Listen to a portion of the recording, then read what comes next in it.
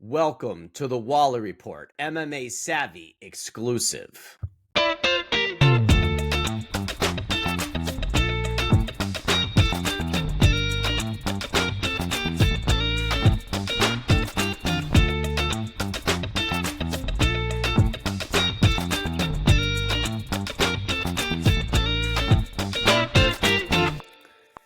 Since you're a music Brody, I'm sure that theme song is growing on you because by the third listen, that's a hot track, right? It hit me from the get-go, so you didn't have to build it on me. I love it, love it. So listen, the Dark Knights of MMA have returned once again, so get ready for some serious action. Today we're back for another groundbreaking episode of Excuse the Savvy, and we couldn't be more excited. Since we announced the return of MMA Savvy a month ago, the whole sports world has been lit on fire. So today we'll be discussing the most recent UFC cards, all the great crazy MMA news that's going on, and we'll also look ahead to the big fights on the horizon and lay down our world famous Savvy picks. And of course, I'm joined by our Excuse the Savvy co-host, Nico Takalakis. Nico, how excited are you to be back for round 3? Oh, it's so great. 2 weeks, it's too long.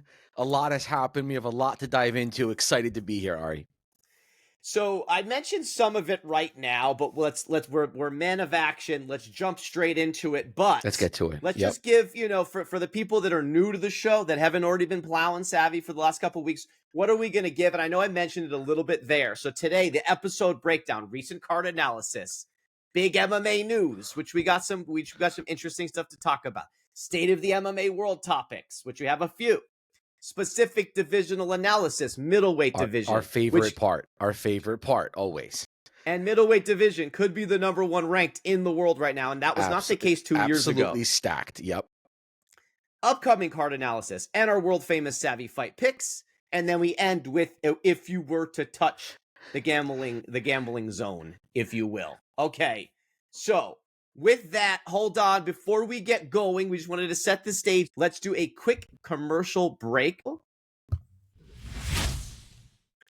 Okay, baby, and we're back to the show. So we're just going to jump right into it. For Savvy enthusiasts, you already know that I covered mostly in our last week's show, my solo show, the Pereira versus Ankalaev, UFC 313. But what we need to do really quickly, and then I'll also let you do some analysis, Nico, because you weren't on the last show, and I know you want to flap about some things. But before we get there, before we get to the co-main and the main, which is what you really want to discuss, we got to just count up our picks. Okay. Now, of course, it was all main card picks, but I do just want to bring up one thing, and I mentioned it before, the nice Bruno Ferreira win. Now, he was a plus 114. I did say that that's a great if you were to touch, and it hit, baby. It did. Hit.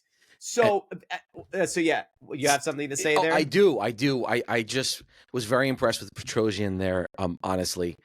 He showed what a tough fighter he was. He pressured. He stayed in it. So I just want to give a shout out to him. Great performance. He didn't put, Bruno kind of showed what he's all about and overtook him. But that's what stood out to me is Petrosian's performance actually in the loss. Yeah, and then so what I just wanted to cover here, and I'm going to do a recap of what we did for our if you were to touch recap, but that would have been a big one that we would have hit. So when we were touching. So now let's just quickly, listen, we don't need to go through all of these we've already done the analysis, but let's just do our picks. So we both hit Roofy, right? And King Green, I don't know why he's on the main card again. That's actually going to be a topic later of stop with the bogus entertaining fights, Dana. Yes. Anyway. Don't even get me started. We'll talk about that one. Yeah, and we have that topic later, but this is going to be an example that I'm going to cite. Why is King Green on the main card? No disrespect to him. We're big Bobby Green fans. Absolutely. Then so we hit Roofy. We lose. We both stupidly took Lucindo. We should have been smarter. We should have taken Lemos. So we both go to 1-1. Then the fight that really kind of fucked both of our nights here was, and this was a toss-up. Turner, Bahamondes. It was basically a push. It was a pick 'em, right? Yeah. And Turner was up early. He was actually on top when I fucking came on the pay-per-view after being locked out, which is going to be another topic later. And Bahamundas with the slick submission. So we both go down to 1-2. Bahamundas now number 13 in the world, but that's going to be big when we talk about the lightweight analysis in a couple weeks from now. Very Probably nice. about a month from now. Yep. Okay, so we're 1-2 now. Both 1-2 going into the big swing fight. I'm just going to let me talk about it for a second, and then I'll let you say your piece because you didn't get to talk about it yet. No, I So did not. I don't need to reanalyze. All I'm going to say is I hit Gaethje. I had the balls to take him. Even after that Holloway loss, I told you he didn't look great because of the nose break. And I wouldn't say this was fully Gaethje of old, but at least it proves to me that he still is there. He still is here. Okay. And he pulled it off. And so I go to 2-2, and this hits you heavy to a dismal 1-3 for the night. How do you feel about this Gaethje Fiziev? I just feel, Gaethje basically has come and shown to the world, listen, his loss to Holloway was almost like, is he, is his sort of, he's on the decline, or that was the question that loss posed. And is it, is he fading out? And I've never seen this victory here to get a second win against Fiziev the way he did says to me right now, Ari, that he possibly should be the next in line for Makhachev. I know you disagree with that, but I will say Makhachev has gone through the rounds of Oliveira. He's faced Poirier. And who is that other perennial top contender historically in the division? It's Gaethje. And with this victory against Fiziev, who is an absolutely formidable striker, and what Fiziev did again showed his prowess in his striking prowess, but Gaethje's power, and he doesn't do it in just one way. So, against Dustin, it was a leg kick, right? Again, here, it was an uppercut, but it's the sheer power of Gaethje, right, that really won out versus Fiziev's technical fighting and technical striking. So hats off to Gaethje. Great fight, and I think he deserves the next in line over to Poirier, believe it or not. Over to Poirier. I think Gaethje should get it. Yeah, so listen, I think I don't. Here's the issue: is that Armin's still sitting there and Charles is still sitting there, and then Toporia's probably gonna get it. So I think feel you're right. like, and that's why I didn't like that Gaethje ever took that stupid Holloway fight. It was a meaningless fight for the BMF belt, and he was fighting a featherweight, Right. and then he ends up losing. And if that hadn't happened, I would be with you. But that loss still is there. It lingers. And so I just feel like, I feel like Gaethje now needs to beat Armin or Charles to get Islam, especially because Topuria is sitting there. I wouldn't hate it if they booked it, but I don't know now if it's like he's going to get the Here's what I'm thinking. thing. I'm thinking that Topuria should get one, like you discussed this as well. Topuria should technically get one fighter, in the lightweight division, right? Get one in, right? And that can be a Tarukian. That could be a Poirier. And right, and then let Gaethje go for the title now, and then Toporia's next. That's sort of a beautiful way that it could play out. But you're right, most likely things are leaning to go with the really big, high, flashy fight, which is going to be Topuria moving up to fight Makhachev. But Gaethje's right there. I think he deserves one more shot at the title. He's earned that here with this victory. Very formidable, exciting. Yeah. So anyway, let's move on. I agree. I think he's at least he's in the mix again now. He's in the right? mix again. And he's one of one of those guys now. And I think even Islam's coach came out and said, we should give it to Justin. But I'm like, that was kind of bullshit because Justin's they think is the easier fight because he can't handle the wrestling like Tarzukian. Exactly. But the one thing that people forget about though, Gaethje was an all-American wrestler. So don't forget that. His hands are so good that people just think of him as a pure striker, but he has the wrestling. So maybe he could contend. Okay. Then we get to the main event, which I already analyzed last week, but I want to let you say your piece here. Now hold on. Yeah. So we both, so anyway, I had gone to 2-2. You had gone to 1-3. And then of course, Ankalaev comes out. We knew this was a possibility. In my eyes, he got the just decision. He wins it 3 rounds to 2. Pereira never really did enough. It was very disappointing. And I think after the big punch, he just wasn't the same the rest of the fight. Maybe even though he Maybe squeaked round 5. And so Ankalaev gets the decision. I go to 2-3, and you go to a dismal 1-4 for the night. I've already done my analysis, though. What do you have to say here? Well, listen. Okay, putting aside my record on the picks for this card, put that aside for a moment. Okay, let's not talk about that. But Ankalaev, this fight reminded me of the draw versus Blachowicz, where again it's just a draw. It's a neck and neck. It's even. Obviously, Ankalaev is a top Johnny, right? He is one of the best in this division. He deserves to be in this fight here. I think, and I watched the fight again, Pereira got the victory, okay? That's my opinion. That's what I believe. On purely, second round went to Ankalaev. You can argue all other rounds went to Pereira, okay? What Ankalaev had in terms of pressure, Pereira had in terms of the leg kicks. That was the neutralizing factor. Those were the neutralizing factor. And then if you take the significant strikes, Pereira gets the advantage overall across the 5 rounds. And I believe Pereira gets that victory, and he deserves that victory, okay? Am I complaining about it? Am I kicking and screaming about it? No, it's fine. I accept accept the decision. I think it's a flawed decision, and there's others that back me. Of course, a lot of folks, like Cejudo and, Usman, definitely on your side there. And they believe it was a clean victory. But I do want to say that this Ankalaev history of sort of playing it smart, he fought smart. But all I got to say to you, Ari, 2 things. One is, you got to come take it from the champ. Did he come take it from the champ? Did he steal that victory to deserve championship title? I don't believe so. And you know why? Because Pereira stuffed his takedowns 11 times in that fight, and that's all I got to say to you right there. 11 stuffs, okay? And this is coming from a Dagestani tradition of, wrestling. We should be seeing that body. We should see Pereira on the ground there, and he was not able to do it. It's a stain on that reputation of the Dagestani wrestling.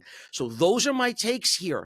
Pereira, all right? You're going to get a crack at this. You're still there. But keep in mind, Pereira, remember, has been fighting up. He's moved up in weight class. So this was an example of a very strong, heavy Ankalaev, pinning him against the cage, ultimately tiring him out. So Pereira, was exposed a bit here in terms of, that close proximity fighting, right, against the cage.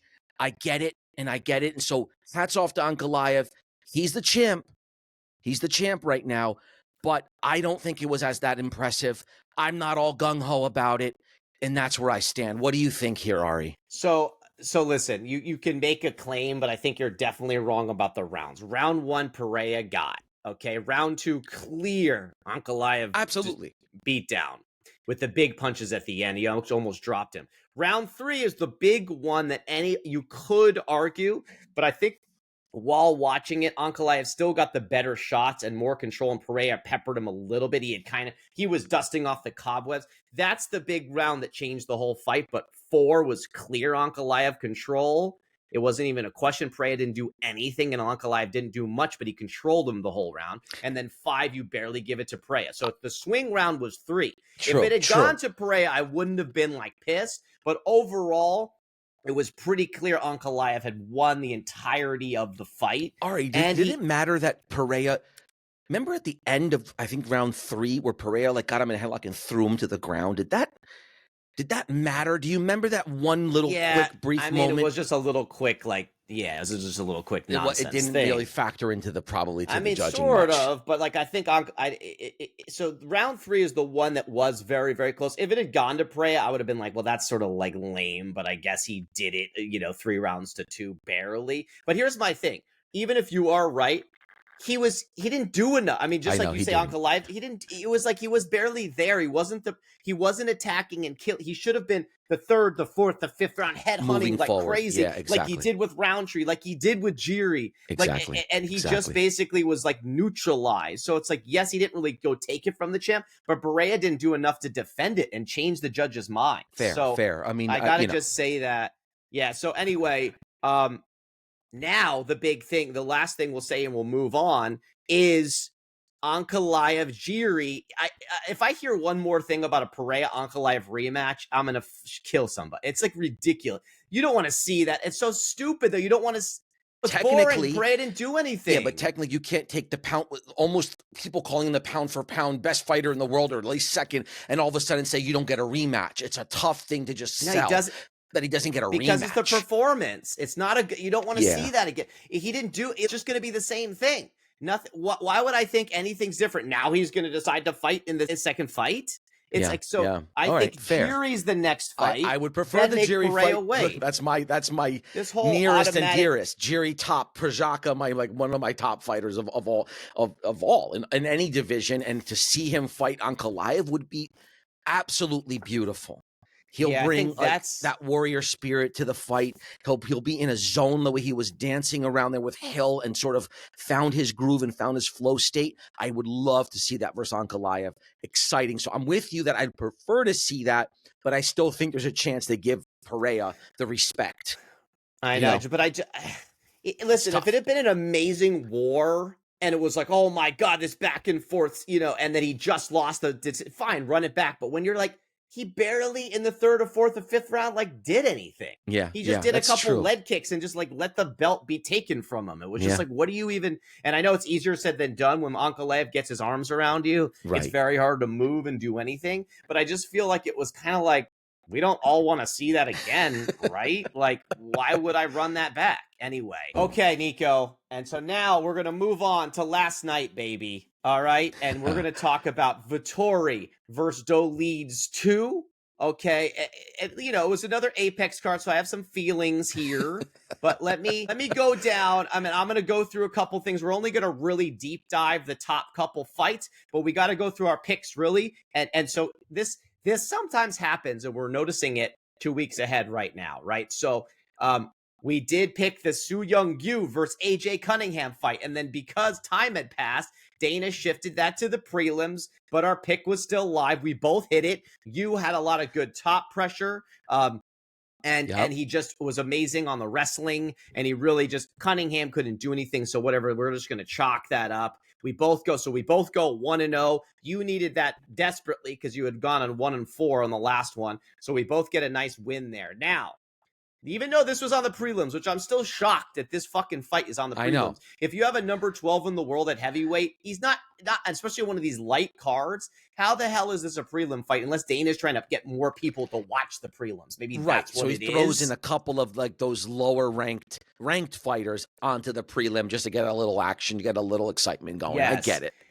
And so what we saw here was, man, two stories. One is Waldo Cortez Acosta is the real deal. He's a serious problem. He's going to get he's number 12 in the world right now, and he's going to get a huge fight next, baby. I mean, this was like, and then the other story is, man, Spann, who really, he was a top 10 guy at light heavyweight, had a lot of promise, and then he had some kind of tough losses. He decided to, I didn't want to do the weight cut anymore. He actually, because he had, some of these bigger guys cut down to 205. He actually came into this fight at 249. He's a massive guy. Wow. And so I was like, all right, maybe he has a chance. He just couldn't deal with, I feel like, Acosta's power because he's used to the light heavyweight guys. And once you go up to those heavyweight sluggers, it was like a whole different story. World. Yeah. And Cortez Acosta just looked great. I mean, round one was close, but he had edged it out. And then round two, boom, he catches him with the big punch. It was unbelievable. So Cortez Acosta, and I like how we had him on the Savvy Scouting Report, if you remember a couple shows ago.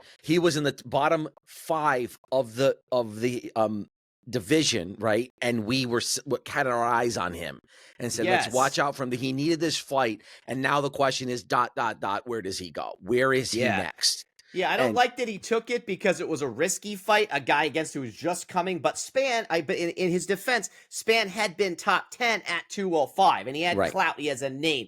So I right. guess probably Acosta needed a fight. Maybe no one else wanted to take it to touch him. And so it's a big win. Anyway, let's get to the main card fights. So really quickly, we're going to rapidly go through these because we Yeah. want to get to the meat of the show. Our boy Vallejos, I think it's Vallejos is actually how you're pronouncing it.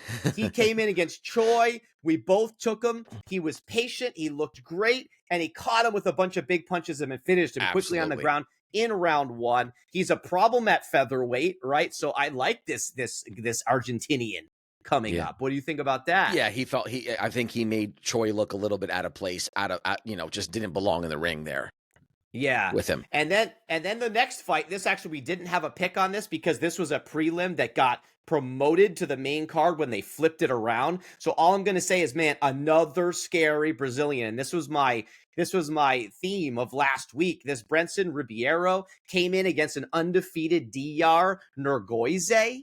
Okay. And they had a close first round, and then boom, he got that unbelievable Kimura. First, it was just changing the position, and then he finished it. And I even had said, like, where have great submissions gone a couple weeks ago? Yeah, you did. Like, because I feel like there's less great submissions, and then boom, all of a sudden they were popping up all over the damn place. I'm like, man, maybe I spoke too soon. So this is just another guy to worry about maybe at light heavyweight in the future. Let's move on. Yep. Okay. Now, this is another one where you took a hit. Now, you needed to, because I had that going into this, now I had a 5-fight lead. Okay. So you had to take Gibson. And here's the crazy thing. Gibson looked great in the first round. He was going after Blackshear. He was wrestling him. I was even texting you like, oh my God, good pick on this. Gibson maybe has it, baby. Yeah, very forward moving early to the fight. And you said, oh, yeah, he's bringing it to him. He's bringing it to him. And I literally just took him to kind of mix things up. I needed to break. I needed to get something to get myself back and offset your victory there. It didn't work out. Yeah, and then Blackshear in this right at the kind of the end of the first round, it shifted. He got his own takedown, and then maybe Gibson, exhausted too much energy, and then it just continued in the second round. He got him down, and all of a sudden he gets also a Kimura. I mean, back-to-back Kimuras. Blackshear is a jiu-jitsu black belt. We all know he's got one of 3 people in the UFC history to have his twister submission. So he's back. He's another guy to watch out at 135. Gotta keep an eye on him. Yeah. Okay. Boom. Then I go out on a limb. I took Hollabog. You took Hernandez, the smart pick. Here's the crazy thing, though. Hollabog he was good in the first round. I was like, oh my God, I was about to go up. Maybe I was about to go up heavy on you because now I have a 5-fight lead. I was, and I thought maybe I could go up 6. And then, but Hernandez smartly in the second round got the takedown. And then he just, anything for you to say on this? This was a big win for what you. You said. Hollabog was very scary and actually was, I think was just more dynamic. He was more dynamic early on in the fight. He is more animated. He was pressuring. He was better on the feet. And I said this Hernandez was playing it safe and smart. And all he did was in the second round, he turned the tables and got the rhythm of the takedown. He found the rhythm. He found the timing of it. And Hollabog has a problem. Once he goes down, he's not the best at doing anything or getting back up or doing anything once he's on his back. So that happened in the second round. Same thing happened in the third round, later in the third round. And Hernandez sealed it. He got the control time, got the victory. And I got back. I got a little redemption. Where are we now sitting? What's our records now at this point? So I should have counted it up, but I'm waiting. I was going to wait. You were waiting. Okay. Till both cards were done. I have it written down perfectly, so we don't have to worry about it. But at this point, you then only go down. The delta becomes 4 fights. That was a big turn of events because I could have gone up a 6-fight lead if Hollabog finished that off. Okay. But at this point, we're both 3-1 for this card, so it's saving both of us. You're getting salvaged. Okay, we only have 1 loss because you have the Gibson loss. I have the Hollabog loss. Okay, then this is another one we should have saw coming. I want to talk about a little bit more here. We both took Dos Santos because he was a minus 192 favorite. Also, he had looked great against really good guys. Enja Kawani is a devastating striker, but he really has gone up and down. I just didn't want to trust him. But here's a couple things I had missed on this. I didn't catch that he had moved down to welterweight because he's a big guy at Mm. that. And I And you should could have, see that in the ring, man. Like the first thing stature doesn't always matter, but in this particular fight, that's what I texted you. And I said, why the hell did I take did I take Kendrick Santos? It's Kalani. like the stature of this guy was actually like just stark, and it was striking to see. And then I'll say, Ari, that one of the announcers talked about Dos Santos. When you're fighting someone of that length who has the reach and the height, what you got to do is you got to close that distance there to take away the reach from the bigger fighter, the fighter that has the longer reach. And he just wasn't doing that. He was actually pedaling back, and that was just a recipe for disaster for him. And he just felt overwhelmed in this fight. Like there was just no way he was going to pull off and do anything in this fight. I had no confidence after that first round. I said, this thing's going to be over. Okay. And Yeah, that's what happened. He lasts all the way into the second round. He tries to, turn it around, and then boom, what an unbelievable knee that he caught him with. Sorry, the knee. But the funny thing is that he didn't even realize, I don't know if you caught that at the end of the fight. He didn't even realize, like, how did I hit him? He didn't even know how he got him down. And like the announcer had to tell him it was a knee and show him on the screen there, because he was just like in the flow state, right? Right. And you don't know, you're throwing a bunch of stuff, right? And you don't know what lands, because it was one of those perfectly timed, like ninja knees that just, it was unbelievable. This is the striking that you've always wanted. This is what you want to go against those dastardly wrestlers. Okay, so you know what I mean? He has anything going for him here? Yeah, so just check this out really quickly, because now, since he's moved down, he's beaten McKee, he beat Gooden, and now, as we know, he just beat Dos Santos. So now he's 3 straight at his new weight class. That's always scary when a bigger guy comes down, because like when we're about to talk about Doleeds used to be 205, which is why he looks so big at middleweight. And then now you see what I mean? So sometimes they do that. One of the key talking points is the key storylines was Doleeds he's just so big, man. This guy just is a monster.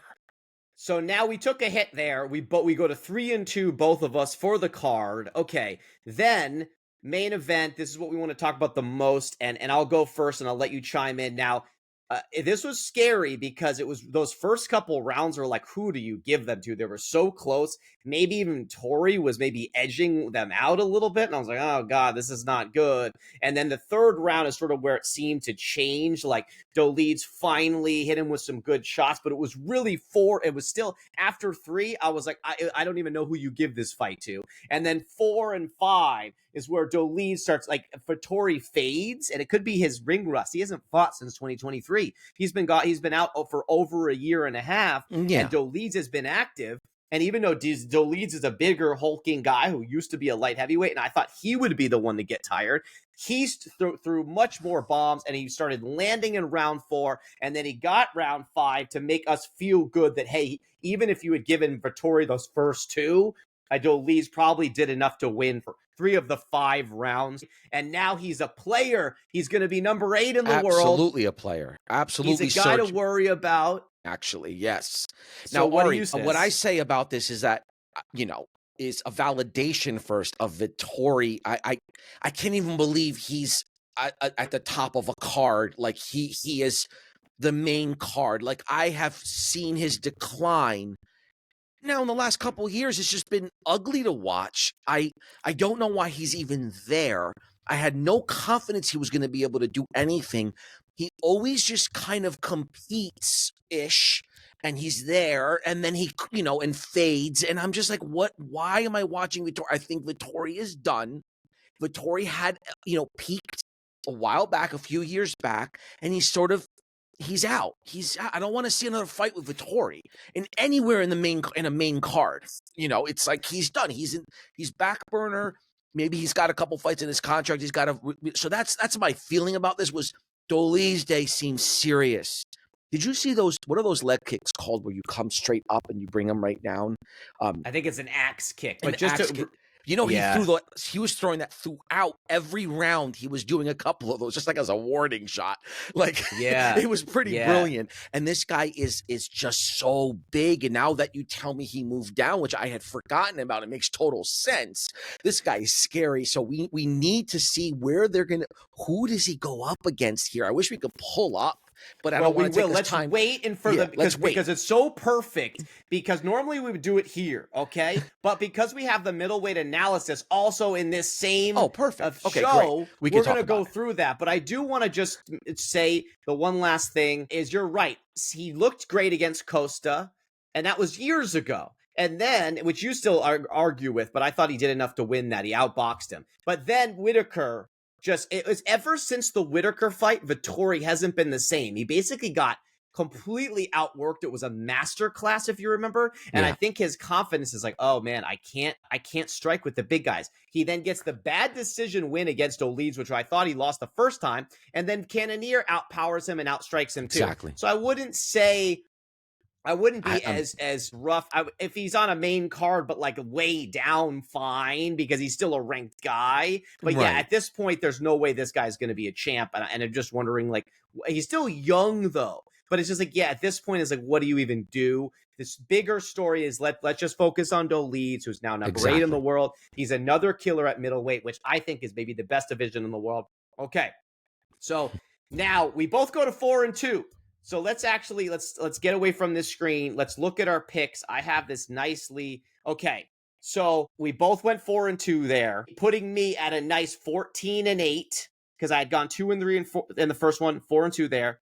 You're now at 10-12, under 500, but you needed that healthy 4-2 because after that dismal UFC 313, you needed a big boost there. I'm basically 2 wins from getting back to even. I need to up my game. I need to really start getting a little sharper in these picks, just to get back into the winning column. Yeah, and then the one other thing, this was also very impressive by us. So really quickly, if you were to touch, okay, we called out I think 5 fights. We called out Pereira, which was a loss.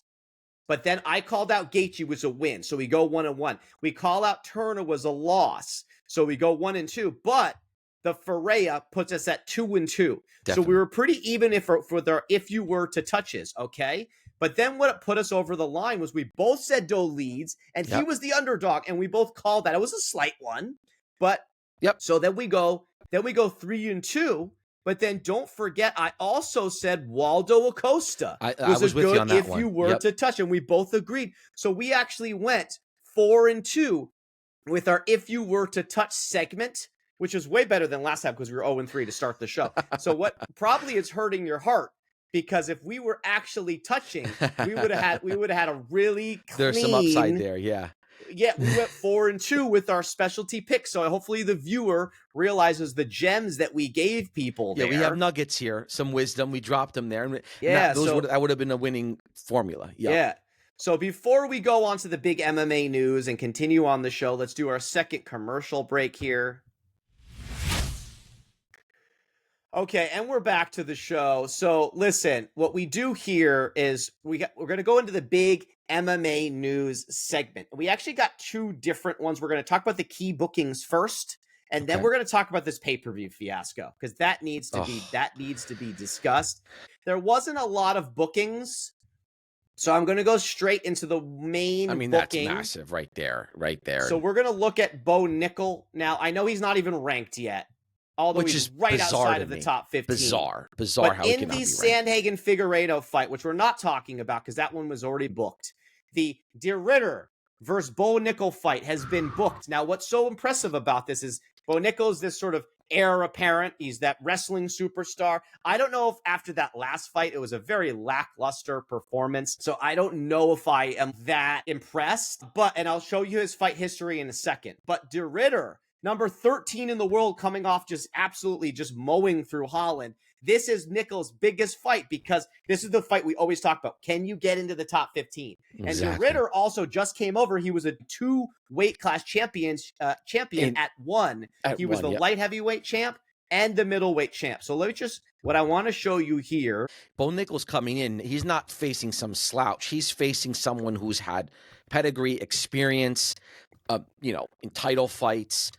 And now he's a ranked UFC fighter at 13, ranked in the division. I think it's a challenge, and it's Nickel's biggest challenge, and he's got to show why he has this hype right now. Okay? Yeah, so just look at the history. He beats Woodburn, he knocks him out.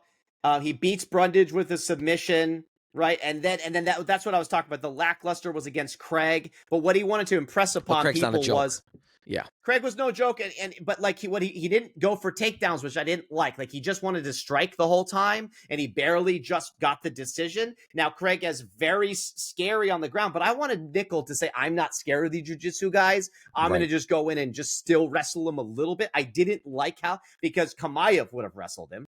Any of the other Hernandez would have wrestled him. So for me, Nickel needed to show to me that your wrestling is as good as those two guys. So I didn't like that performance there. But now this gives him this fight. If we go back to it, well, and DeGritter is great on the ground too. He's also a superstar grappler. So actually, I know we're kind of pumping Now, it up because, yeah, go ahead. the one thing about DeRitter, though, I'll say is that like I just don't know yet because of where he stands, because his last performance was again against Holland, which was an absolute joke situation. So it's sort of like I don't know if his aura coming from one, if that translates, is it real in the UFC? It's hard for me to know. So it could be a situation where Nickel comes in and just steamrolls him. I don't know, or it could be a formidable challenge.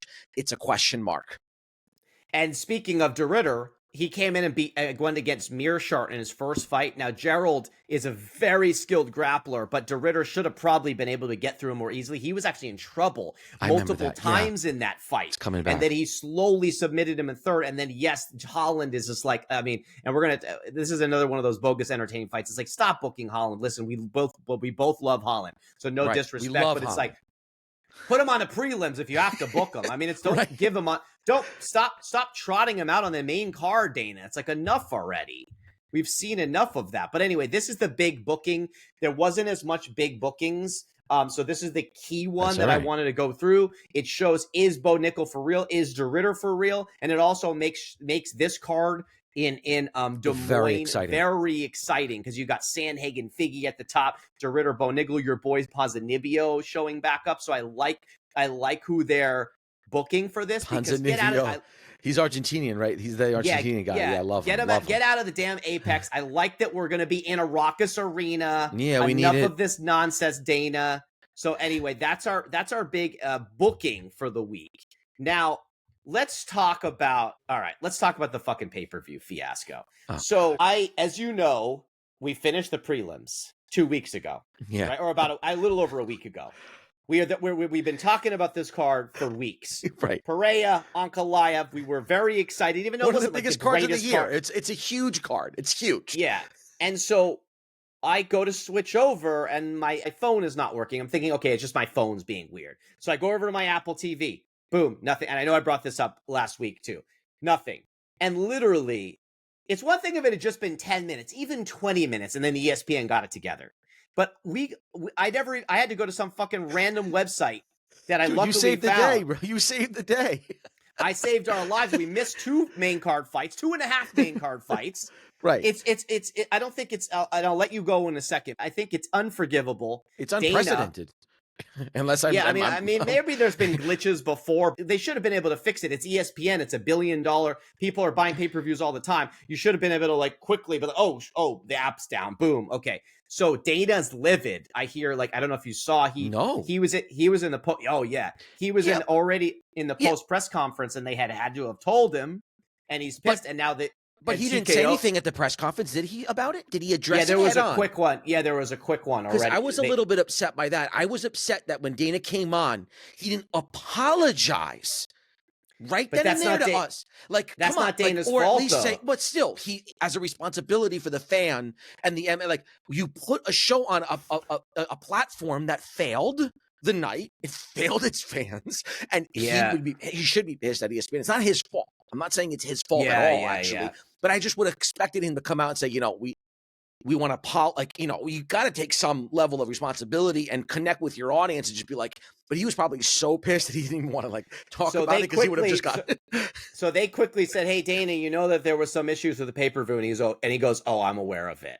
really Mm, quickly, and he's like, yeah, we'll talk about it, but he wanted to get through the fight analysis because I think he was so pissed and he didn't know exactly what to say yet because he yeah. didn't know how widely spread it was. But now I hear later, so TKO is the company that owns both the UFC and the WWE, right? Dana's bosses technically, Oh, right, and right. Yes, they're pissed. Dana's pissed. And because they think about this, they probably lost millions of pay-per-views where they make all the money. I Yes, know. they get some from the fucking, card and the people showing up in the seats. So if you bought it earlier, you could have got in. But if you tried to buy it right at that time, I think everybody was blocked. I mean, maybe not everybody, but we were both blocked out. We couldn't get it. I called It the was a fucking customer service and they were like, yeah, we don't know. And I'm like, and so I hear about an hour and a half in, they finally let you buy it. wow, Okay. wow. At So full price? I think so. Yeah, because you That's still have to. ridiculous. So here's this is the last thing about MMA news. Remember how we had talked offline before about UFC maybe potentially getting out, going to Netflix, getting Yes. the ESPN getting Does it outbid. accelerate that conversation now? So Dana's pissed. They lost millions of dollars. They were already unhappy. What I'm reading about. They've already been a little unhappy with ESPN because pay-per-view has been a little bit down, which I don't know if that's ESPN's fault, but they could maybe market it more. And I think Right, maybe Dana's thinking, right? right. But so if at the contract is done after 2025, so all these new people can bid on who gets the UFC. Netflix has such crazy deep pockets. So here's my thing. I don't want it to happen, though. I like that it's on ESPN. It legitimizes. I'm used to the ESPN Plus app. Weather the storm. You stay with ESPN. Netflix is this whole Yeah, let me thing. you're good. Great point, Ari. You make the best point. First of all, it's not only because we're used to it, we're familiar. It's a bit tried and true. Yes, it had a big glitch this past weekend, but overall, it's also in line. You're trying to legitimize the sport in a sense of elevating it to a top sport. ESPN brand in itself, it fits more. Like MMA, UFC fits more with the Yes. ESPN umbrella, so to speak, or halo, and we Yeah. belong. So to make the sport sort of have more of that mainstream appeal, or to sort of break into the broader zeitgeist, I think it makes sense to stay with Netflix. What it does with Netflix is it makes it more entertainment versus sports. Do you see what I mean? So if you Yeah. kind of bring UFC into like an entertainment space, it takes away a little bit from the pure sport, the pure sort of credibility as a sport. So that's where I think you're touching on a nerve there for me that I think makes sense. Like Yes. I'm not up for it as well. I don't see why don't they mix it up sometimes, like certain events within the year, right? Certain cards, certain events can be a Netflix kind of thing but I don't know what that is. Is it a couple of championship fights, or is it like big ones, right? Or something else? I don't know. Yeah, because to your point, when we were talking offline, you said this, well, why can't it be like NFL or NBA and multiple networks have different Absolutely. events? It's always one at a time. It used to be Spike, right? Then it's ESPN. And so, but this is big. This is going to be a big decision because they're going to have to put up billions of dollars. So Dana's pissed now, but it could just be he has more bargaining chips with He does. He's ESPN and got he's more still leverage stayed now. He's got more because they leverage. screwed him out of millions of dollars. Okay. So let's move on to the state of MMA world topics. Okay. All We got right. a couple just short ones, but and one actually goes hand in hand with what you were just saying. Okay. Yeah. So Okay. stop with the bogus entertaining fights, Dana. Yeah. Okay, so let me address this and then I'll let you go on your tirade. Yeah. So I feel like, yes, it's the age of entertainment and Dana likes to sell fights. I get the reasoning, but the reason why UFC has always been amazing is you've always put the best people against the best people. And it's not like this boxing nonsense, right, of Mayweather fighting these nobodies for these big paychecks and this fights suck. And then you're just like, what am I? It's like, it's not WWE. It's not just, and it doesn't always end up being the matchups that the fans want to see. You put the best of the best. Exactly. And then that, for the real fans, that is the entertainment. Even I'd rather take a boring Ankalaev fight, knowing that that was the best of the best, versus trotting out someone that Pereira can just destroy because you see what I mean? So absolutely. It's like, there's a couple. Right. Yeah. There's a couple pieces to this, and then I'll let you go in. Like the King. How is King Green on the main card? How is Holland continuously on the main card? I also don't like how there's too many guys sometimes flipping weight classes. You always, if you're in a weight class, you need to be there fighting for the belt. Don't flip it over. Oh, you know what? I'm going to be middleweight this week. No, and I'm gonna go back to welterweight. It's like stick in a fucking weight Yeah, class yeah, yeah, and yeah. be going towards a belt. And this one maybe we accept. I also it comes in the same bogus entertainment fights thing. If you ever don't trot out Nate Diaz's and I these classic know. guys just because they have fans, it's like I get it, you want to sell fights, but I understand people maybe like a Cruz want to come back for one retirement fight. Maybe there it's okay. Give the guy his flowers. He's done tons for the sport. Maybe the opening fight on a main card, okay. Yeah, But that's where that's I right, draw the Ari. line. If it's Like, someone that's don't put him up as like the main event no, no. or And something ridiculous, like when yeah, it's not even for a belt. yeah, I'm And, not saying you can't have some level of this, like you the example you just described with Cruz coming back, but that be much, much more selective about the quote unquote entertainment fights that you're bringing into the UFC. You don't want to devalue the UFC's, in my opinion, what is the core purpose and the value proposition of the UFC is it's a serious. This is the best of the best in the world, right? With the yes. best skill set, right, in the world competing against each other. I want to see less is more for me, are all across the board for the UFC right now. We have so many weight classes. Great. All right. Within that, I want a little bit more of a limited set of competition. I want it to be a set of players that are fighting and they're the top of the top. We already have prelims of we have the early fights and we know we want to see that next generation. So we still want to lock into that, but don't give me a green fight where he keeps his hands down the entire time and he just gets wiped out. Like it's like it's over. It's like a joke fight. I don't want to see Holland. I love Holland. I love him. But like if you're gonna see him, just like put him out with Put him on another the prelims striker. then. Yeah, Like put him on a prelim, put him with another striker that you know they're gonna have a striking duo at least. But anyway, the key point here is limit. Limit all this extra, the bells and whistles, all this extra stuff around entertainment, the soft stuff. We need the serious, right? Top of the top versus the top of the top. That's what the UFC is. That's why it's the number one out of all of the other, right, yeah. platforms. Let's keep it going that way. And And so I'm with you there.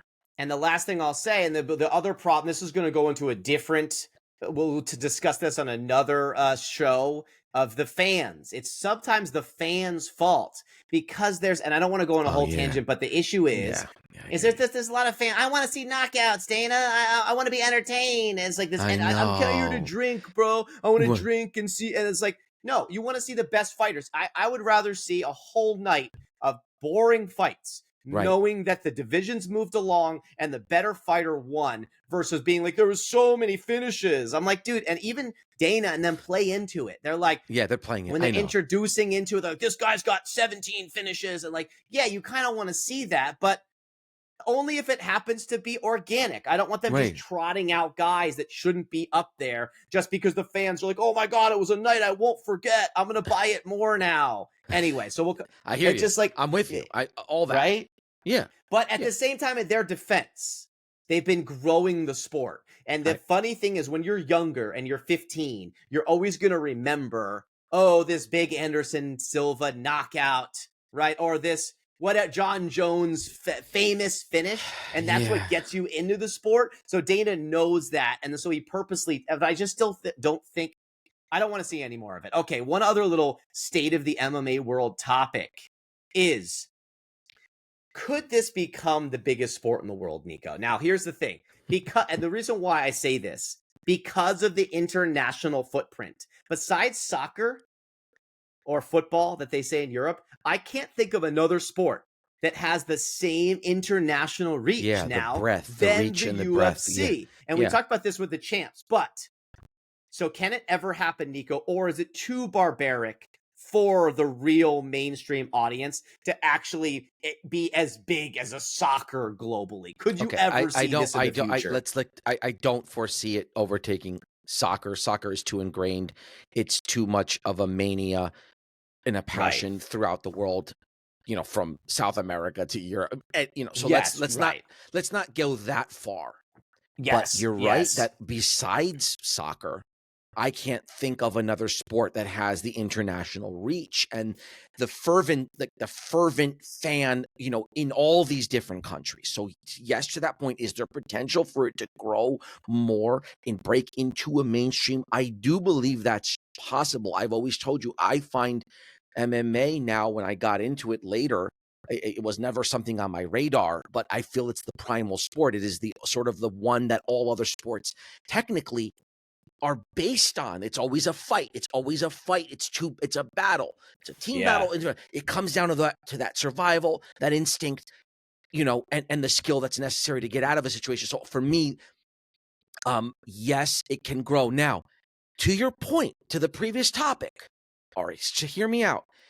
If the MMA, I think, can elevate a little bit, get away with some of this bloodlust, some of the That's entertainment what I'm fight, saying. yeah, Yeah. and make it really like, even football. Take football as an example. Okay, it might not break internationally, but football is the number one sport in the U.S., and in some ways, it has civilized a little bit, so to speak. It's been tamed a little Right. bit with the padding, with the head, and the and looking after the helmet. So I think, I'm not saying to like desensitize MMA, because you still want the pureness of the sport, of the one-on-one battle, but make it about the top of the top. Make it about these, about this one skill set versus another, going head to head. Keep real to the sport itself. Keep it credible. Get rid of all the entertainment value stuff, and I think that will help it achieve a certain level of mainstream, gravitas. So And we'll that's see. why and that's why, again, going back to my ESPN thing, it's got to be on there to legitimize it. And then I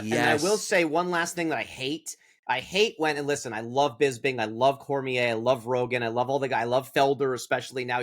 I love, this is going to be another topic, our favorite commentators, which we're going to have to talk about at one point. But what I don't like is when they're sitting there, and so they don't do it all the time, but once in a while they're like, I'm so excited to be here tonight. And they're talking to John Anik, whoever, like, just get, we got the best job in the world. We just get to see people punch each other in the face. And I'm like, dude, you're Right. appealing to the idiot redneck Yes. 12-year-olds. I'm like, I Yes. don't care about what the redneck 12-year-olds in Iowa think right now. Is this a fucking WWE? Or are you trying to show the best martial arts on the world, but that has respect? Yes, Right. there's knockouts. Yes, there's submissions. That Exactly. comes with the territory. But it's Right. the same thing, like you said, with NFL. They cleaned up some of the hits. Like, yeah, I just want to see a quarterback get sacked, bro. It's like, no, you want to, you know what I mean? It's like, Exactly. I like that. It's like, for me, it's the same thing even with the fighting and hockey. I'm just like, it's sort of like, it's sort of barbaric. It's It's a stupid. It's like, yes. yes, we're watching a barbaric sport, but I guess maybe we're more of like the civilized viewers that just want to see the Sophisticated, best. a little bit savvy. We're savvy, baby. Yeah, and so I'm sick of saying, like, and they're making it worse by when Bisbing says, and like, don't get me started on the power slap. But anyway, okay. Let's leave. And just to say, let's revisit this topic.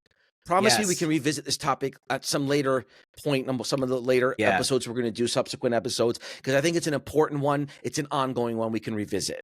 Yes. So we're now at the point of our favorite piece of every episode, baby. And what is that, Ari's, where we isolate a division, a class, a weight class. We isolate it and we look at it and analyze it and talk about it and understand the state of it and where things are moving, what's happening here. So let me do mine, Nico, and then I'll let you go. Okay. So we're nice in order here. Okay, so middleweight, 185. So we've done heavyweight, we've done light heavyweight. We've come to, in my opinion, definitely one of the top three, maybe even the most exciting classes. It wasn't that way 2 years ago. I felt like it got stale because Adesanya had cleaned out the division, and there wasn't like, it was like there was some compelling matchups. But then when Adesanya finally fell and Pereira came in and shook up the world, and then Duplessis and all this stuff. So middleweight, just for the historical value, it wasn't ever as important or big as light heavyweight and heavyweight until Rich Franklin came along. He gave a huge name and changed the division, and then Anderson Silva came along and dethroned him in spectacular fashion. Then he held it, and he put the middleweight division on the map. Okay, so now it becomes, and remember we talked about this before, that the reason why I love middleweight, welterweight, lightweight is because you get the speed of the lighter classes and the cardio of the lighter classes, but mixed with the power of the larger classes. And 185, I think, is the best example of that. Sweet where spot. You still get unbelievable power, but much more quickness and cardio. So let's run through this really quickly. I think this is a mix of what we talked about from the last two divisions. There isn't a ton booked, but there's tons of stuff that just happened and tons of excitement. So, of course, Duplessis, we all just saw beat Strickland handedly in that second fight. Now he's the champ. And now it's probably going to be, we're all sinking. And if you look at Duplessis, you look at number 3, it's got to be Kamaev. Everybody's saying that's what's happening next. It's Duplessis, it's Kamaev. That becomes maybe one of top 3 fights of the year besides Jones and Aspinall, and maybe other one I can't even think off the top of my head. So maybe top 2 most exciting fights of the year whenever that is booked. Imavov, also a rising star, which is funny because a year and a half ago when he lost to Strickland, I was like, I don't even really care about this guy. And now he's beaten all these people in a row. He beats Izzy, he beats Cannonier. He's another major, and I like how he's right there. I like how there was always one guy, and then there's already another guy waiting in the wings, right? Yes. So you got Duplessis, Kamaev, but Imavov, I almost think don't even book him. Just let him sit there and have him. I mean, I know he doesn't want to, sit there for too long, but he's a number 1 contender. So it's like you got to let him probably have the next crack at Duplessis afterwards. Okay, then you get into these other guys that are sort of free falling. You have Strickland, you have Izzy. God, I mean, I'll address Strickland first. We already talked about it before, but I think like he really needs to maybe just wait, rest a little bit, see what the hell he even wants to do, because it doesn't look like he's going to be able to beat Duplessis. But maybe he needs to wait for Duplessis to fall off and he gets another crack in the future. But he needs a bunch of wins now. So maybe what I like is I think Izzy needs to just chill. I don't think you need to book Izzy because he's really fallen, because now he gets stopped by DDP. He gets stopped by Imavov, and that whole his aura has been kind of shook. I also just think just for himself, he needs to just rest. So what I say is, as Kamaev is booked against DDP, you get Whitaker to fight Strickland, because they never actually went toe-to-toe. Whitaker's coming off that tough loss to Kamaev. Strickland's coming off a DDP loss. I say you put Whitaker, Strickland, so they fight it out in the meantime, right? But then the other crazy thing is, if you look at 6 through 11, is Barallo sitting there. He's coming off that unbelievable victory, right? And then you have Cannonier, who also just saved his career. He reset himself, right? And he's now there. Then you go down. Vettori, we think, is done. Hernandez just came off the big victory. So it's like now you have Barallo, you still have Cannonier, you have Hernandez all coming in. So this is why I'm saying this is exciting to the last 2 divisions, because you have all those guys flocking. So Strickland's going to have to fend one of those guys off. Whitaker's maybe going to have to fend. Maybe Imavov, if he gets stuck, he's going to have to fend another one of those guys off. I don't think Dana does that. And then if you look at the bottom half, and I'll finally let you go. I know you want to jump in here. Costa, what the hell is he even doing? He's sort of been sitting there. I think after his lackluster, last couple losses, he doesn't really know what he's doing. Doleeds, also, we talked about this earlier. He just got the big win. Oh my God. So you add Doleeds to the mix. He's going to be number 8 in the world. That's another guy. So this is why this is the best division. And then you have Bo Nickel right at there, flirting at the 15. He's booked against De Ritter to also get himself in the top 15 and also be another guy to tangle with. This is why 185 is maybe the craziest in the world. What I know that was a lot.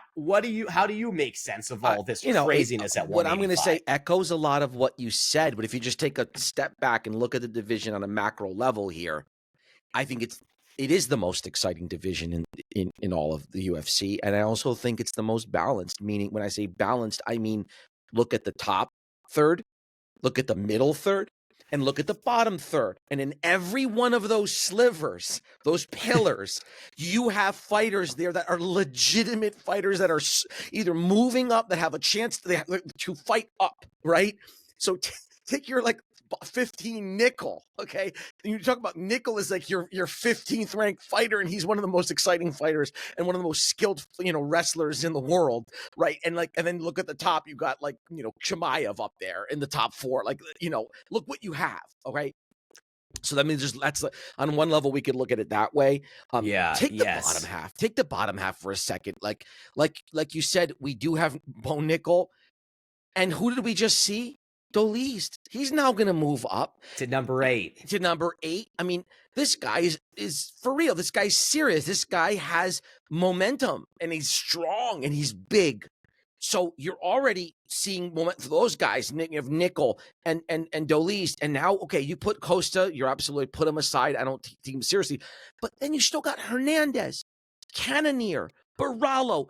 Throw Allen in there because he's still young. He's Okay, still in the mix. he's Yeah, he's still still in the young. mix. If he continues to grow, he's viable. So all these fighters in the middle of the pack are viable folks that could cause a lot of problems for your top third of the division. So don't count them out. That's exciting to see, right?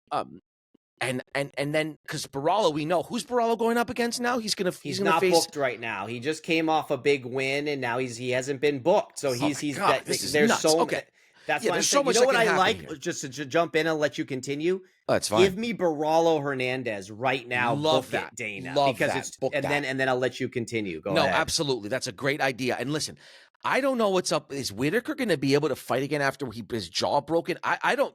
I have a question mark around him. He might be out for a while. I don't. Adesanya, legend. But right now, take a break. Take a pause. You're not really take a break. Okay. But I don't think Strickland. I disagree with you on Strickland. Having fallen off. He's not someone who has fallen off. He fought Duplessis again, went toe-to-toe with him. He lost legitimately, but he's no slouch here, and he's done so well historically recently. I think he could beat any one of those people in the top third of the division. Any one of them. He has a chance to win and be a potential champion again. It's not going to happen right now. I do like your idea of maybe holding Imavov there, holding him as next in the wing. You have to, yeah. You kind of have to do that, but I can see a world where Strickland faces Imavov again, a rematch there. Who wouldn't want to see Imavov come back and get a chance to beat Strickland? There's a little bit of excitement there. That can definitely happen, but most likely Barallo will come and fight Strickland potentially. That kind of thing you might see. All right. So let's just appreciate what we have here, because you have Duplessis we haven't even talked about, who is like this incredible rise of this and there's talk of him going up. I don't want to see that. I want to see all this play out here. A lot ahead of us. I'm going to end it there, Ari, because I know we want to get to a final segment here. But we should really take appreciation, right, for what we have here.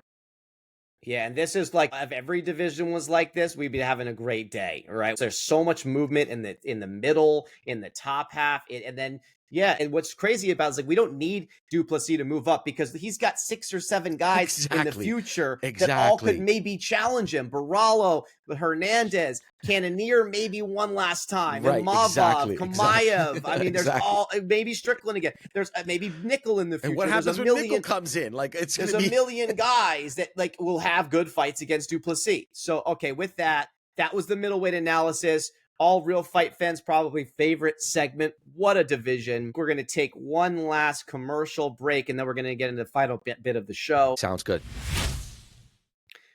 Okay, baby, and we're back for the final segment. We got to look ahead. The next 2 cards, there's definitely some excitement. We're going to be a little bit quick about this. We're going to blast them out because we don't have all the answers on the Moreno-Erzeg, but man, Edwards, Brady, let me bring this up, because this is like, let's just take a gander. I mean, it was supposed to be, if we remember, Edwards versus Madalena, but he got moved over to fight Muhammad for the title. So in comes in Brady, and I know you probably don't agree, but I thought that this now becomes a nightmare. It's like Edwards can't escape grapplers, man. He's had to fight Usman. He had to fight Covington. He's had to fight Muhammad. It's like the guy, we finally was going to get a strikers set up against Madalena, right, and then boom, in comes another phenom grappler. So let's just start from the bottom, because we got to make our picks. I just want to make a quick call out that I think is shame. Dana's doing it again. How is Parkin Tybura on the prelims? I mean, I know you're trying to... He's spicing up the prelim. That's the only explanation I could think of. That's the only explanation I can think of. But I just feel like Mick Parkin, you're in England. He's number 13 in the world. He's undefeated. And it gets his biggest fight ever. You don't want that for the crowd to be one of the final top 3 fights? That blows my mind. I mean, I know you're trying to spice it up, so throw something fucking else on. I mean, that's a main card fight. Yeah. if I ever seen one. We also have Christian Leroy Duncan, you remember, Yeah, who Duncan. was on a run, but RoboCop beat him. But he's also in the mix, so I just wanted to call those things out, but we're not touching that. So, all right, we're going to go through this main card. We're going to be pretty rapid here, and just also take note of the early start time, Nico, because you still seem to be a little bit confused. You know, so this is actually a 4 p.m. main card start time. Yeah. So because it's in England, like 2 or 12, noon. 1 p.m. for you, baby. Okay, so I'm going to start it off. Nathaniel Wood versus Morgan Charrier. I hope I'm saying that right for the French. Now, here's the thing. I have a 4-fight lead going into this, okay? That's how I keep going into my mind. I like Nathaniel Wood. He's my boy. Listen, and just so you can see this really quickly, he's coming off a win. He's been kind of up and down. He beat Feli. He lost to Naimov, but he got wrestled, and then he came back and he beat Pineda, okay? Now, the Frenchman has also he's gone 2-1 in his first. That's why he's favored. He's got a couple finishes, so that a lot of people thinking the Frenchman's going to win. But I'm going to shock the world, Nico, and I'm going to take the underdog to start the card. I'm taking Wood here because I don't trust the guy from France. I don't know him as well. I don't trust him either, and I'm taking Wood, and I'm with Wood, and that actually would be a value. To skip ahead, that's a nice little value pick, too, with a little bit of upside there. What is it, plus 160? Yeah, something. So he's a plus 160. Yeah, so you're good. I'm with you on that one, Ari. I actually was feeling the same thing. I feel bad now because that would have been the one fight for you to try to crawl back into it. So you sort of blew your chance there because I was trying to give you one to start off the main I'm not card. going Morgan. I like Wood. I like Wood there. Then you get to the next one at lightweight. Jordan Vucinic versus Chris Duncan. Listen, I don't know why Vucinic is so heavily favored because he lost his debut fight, where Chris Duncan's won the last, I think, 2 of 3 fights. And so, but he's so heavily favored. He's minus 345. So I can't go out. I already took my underdog there. I can't go out on a limb. Vegas must know something. Maybe he's an expert grappler and he just I don't know why he lost. So I'm taking Vucinic just because of the line. How do you fare here, Nico? It's a tough one. I'm going to stick with Vucinic just to play the odds a little bit. And again, they must know something that we don't. So I got to stick with it. I'm tempted to take the Scotland fighter from action, and if I change my mind, we'll see before the end of the segment. But for right now, I'm sticking with Vucinic, okay? Yeah, it's too late. You've laid. Yep. Once you lay. Kind of, okay, so now you get up. Molly McCann, she's a darling in London. They all going nuts for her. Remember, it was her that was celebrating with Patty the Batty. But she's so up and down.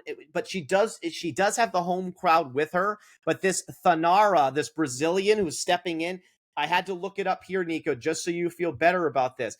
Thanara is actually a minus 196 on FanDuel. I don't trust Molly McCann. She wins one, she loses one. So I'm taking Thanara to be safe. And if we get blown out by the hometown girl, so be it. What do you say here? Give me McCann. Wow. All right. I'm going counter. Give me McCann. Ride that momentum. Maybe eke out on points, like it could go the distance, and she gets the victory with her home crowd. I'm taking McCann there. She has a shot because you saw that big London card where Patty the Batty kind of was crowned. She got an amazing knockout win. Then she loses, but then she comes back and submits Belbita, then just to lose. So she has a shot. She wins one, she loses one, and this Brazilian. They don't even have a fucking picture, so she can't be that well tested. So you might that could be a good one that could change the course of your pick history. Okay, and then now this goes perfect into our topic from earlier. Stop with the bogus entertaining fights, Dana. How is Kevin Holland? Listen, we know he's exciting and he gets random wins. He gets a submission. He gets a knockout. But at this point, he's lost his last 2 in really just sort of pitiful fashion. How are you? Put him on the fucking prelims, bro. To my point, Nico. You got Tybura, Parkin on the fucking prelims, right. And then you have Kevin Holland on the main card. Why? It makes no sense. How is that possible? Get Holland on the prelim. Yeah, get Holland on the prelim to spice it up a little bit, to get a little bit of some notoriety in the prelim, and get your more formidable fight up, move it up. Yeah, and it's like Parkin's even a hometown guy. It's not, it's like it blows my mind that they're doing that. So Gunnar With Nelson. that Now, said, I'm taking Holland, Ari. I'm taking Holland with that said, okay? I know you weren't Okay. expecting that, but I want Holland there. And it's exactly for what you said, that he randomly comes out with a victory. So I'm just playing like he's bounced back. He bounced seesaw. Maybe I take him on the upside here on this one, because I don't have a Okay. lot of faith in this Nelson guy. I just, Yeah, so I'm a Gunnar Nelson guy. You don't know him. Icelandic. No, He's a I remember great him. submission background. He's a great grappler. And then just so you know, he came off, he had a long layoff, right? And he had lost to Burns way back in 2019. Then he beat Sato, but then for a bunch, he's off for a while. And he comes back with a great submission victory against Bam Bam Barberena. So I'm taking Gunnar Nelson because he's going to take Holland down. I don't trust Holland ever again. He needs to prove to us that he can ever win a fight again. So I'm taking Nelson. This could be big trouble for you with the picks. Okay, now we get to the two big important fights. I mean, what a great card for being a fight night and not a pay-per-view.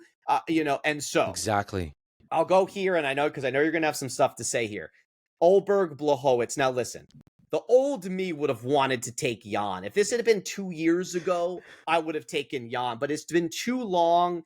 And here's the funny thing. Let's just look at the history because I know you're going to want to analyze this. So he gets the win against Rakic, okay, but he got injured. It wasn't a great win. And then he's up on Ankalaev. He's leg kicking. He almost finishes the fight. We were going nuts. And then Ankalaev does what he does, and he gets the annoying wrestling in rounds 4 and 5 and ends up being a draw. Because Blachowicz had been so up from the damaging leg kicks. Then we both agree to this, and maybe I need to rewatch it, but we both saw Pereira got the bad decision win. We both think Blachowicz did just enough to eke that out. So he should have probably been off a win, and then that would have put him back into contention for a title fight.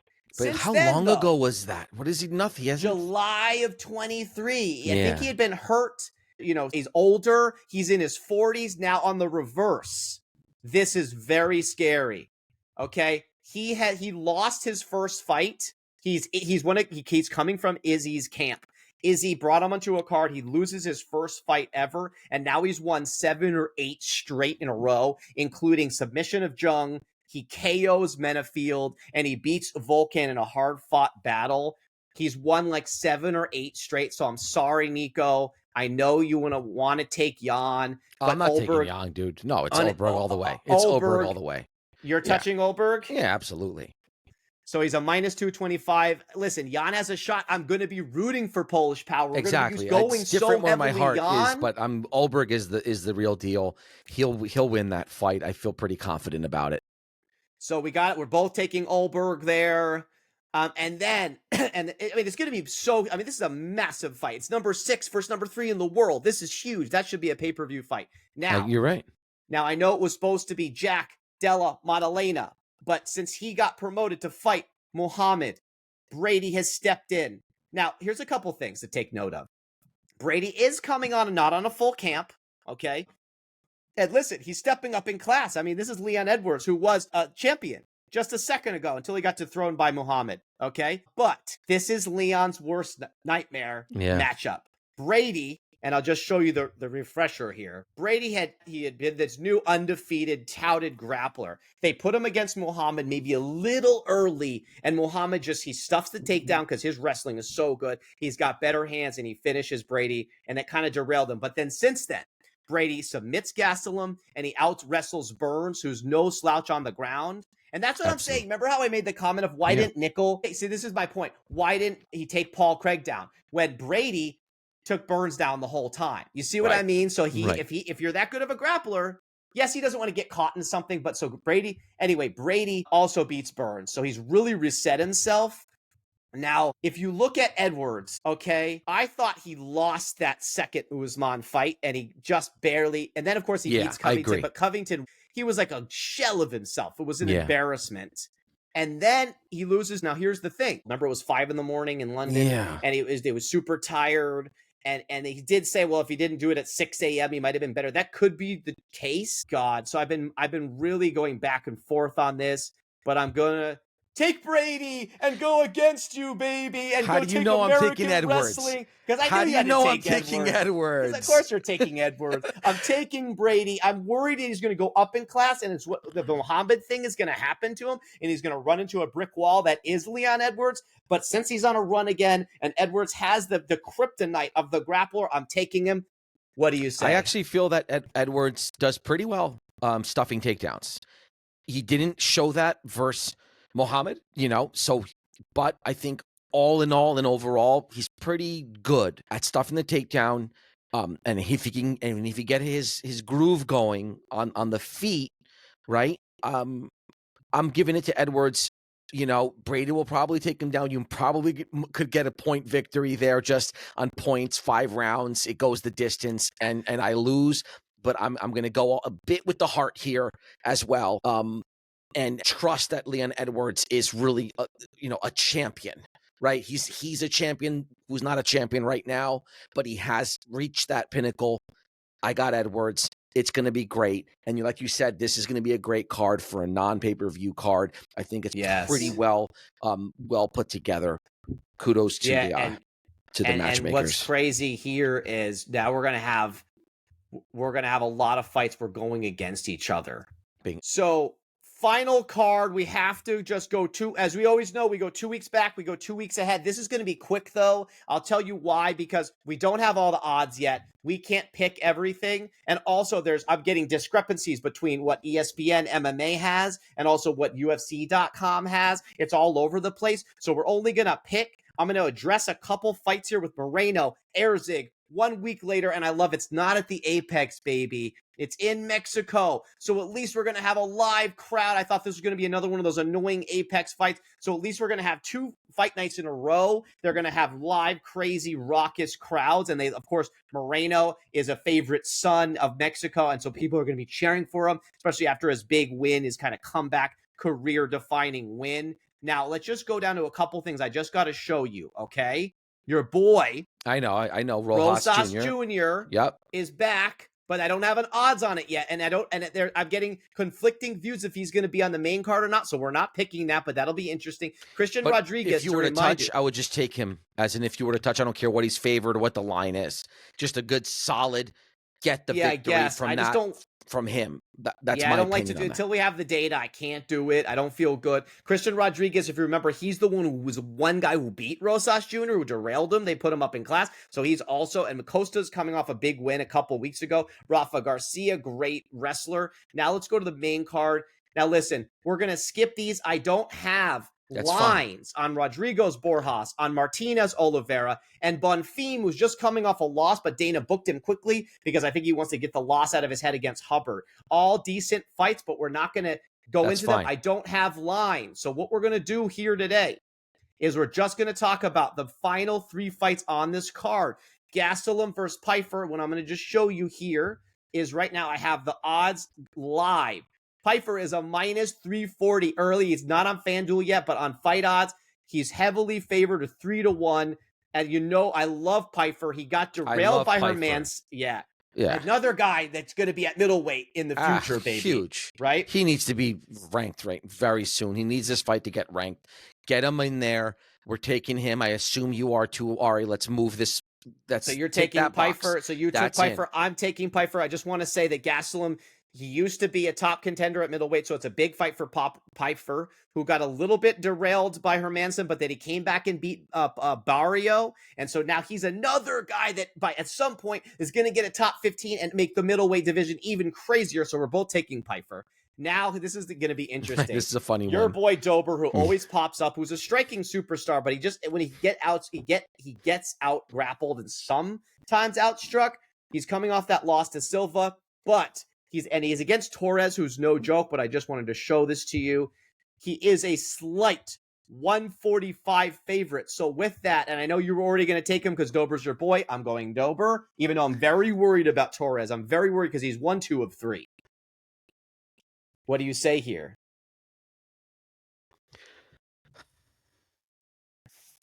Do you want me to show you Torres and what he's done? Let me look at Torres because I'm about to pull the trigger on Torres. So he beats Mota. He beats Duncan, and then he loses to Bahamondes, but we saw Bahamondes just fucking beat Turner, Jalen Turner. He just beat him Right. on the main card. So, like, he got knocked out, but it was against the top 13 in the world, right? So, yeah, Give me Torres. I'm taking Torres. All right. Wow, I'm you're taking going against Torres your there. boy. You're going Yeah, I'm gonna against your take. boy. I'm gonna go Okay. against Dober. I mean, it's the type of fight that he probably pulls out and he wins it. But I need to make some inroads here against you, Ari. So I'm gonna flip Yes. the script there.